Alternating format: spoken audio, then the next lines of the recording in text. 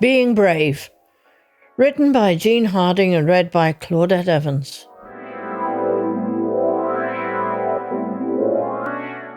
I was waist high in Michaelmas daisies and goldenrod, quite happy in the late August sunshine, the scent of flowers and the company of my neighbour's bees.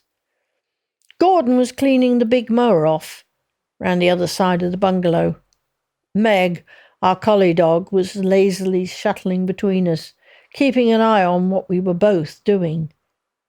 The pattern changed.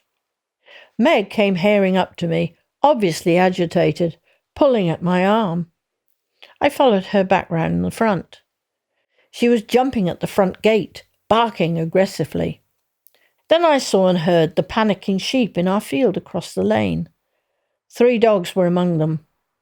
A large black one already had a ewe on its back and was tearing at its stomach. Gordon ran for his shotgun. I ran for the phone to tell Guido, the owner of the sheep and our neighbour. By the time I got back, Meg was already in the field, streaking towards the big dog, and she hurled herself at it.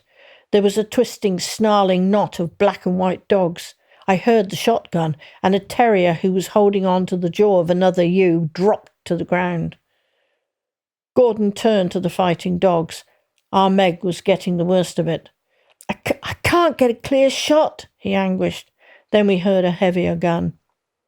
The bloodied head of the large dog jerked, and it slumped down on Meg. Guido pushed through the hedge near the carnage. He had been working on a fence by the river in a nearby field when his wife had rung his. The third dog, a lurcher type, had fled towards the river at the first shot.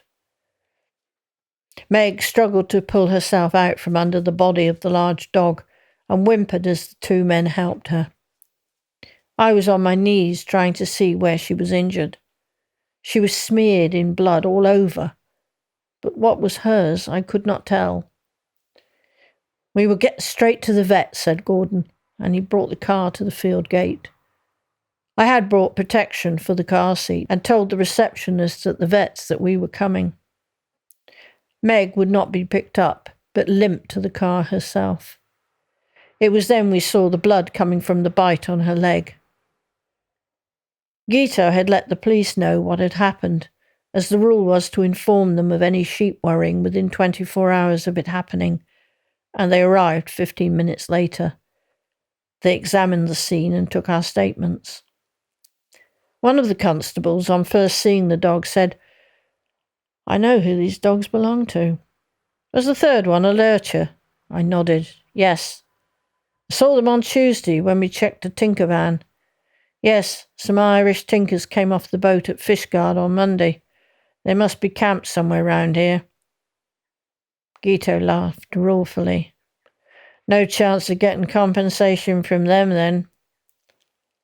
The other policeman said, We'll take the dead dogs. That black brute looks vicious, and the sheep it was eating alive. I should not expect any trouble for you over the shooting. It looks cut and dried. The vet kept Meg 2 nights. She had a deep bite on one shoulder, lesser ones on her hind legs, and torn ear. She had been fussed over by everyone at the vet's, as the heroine that she was.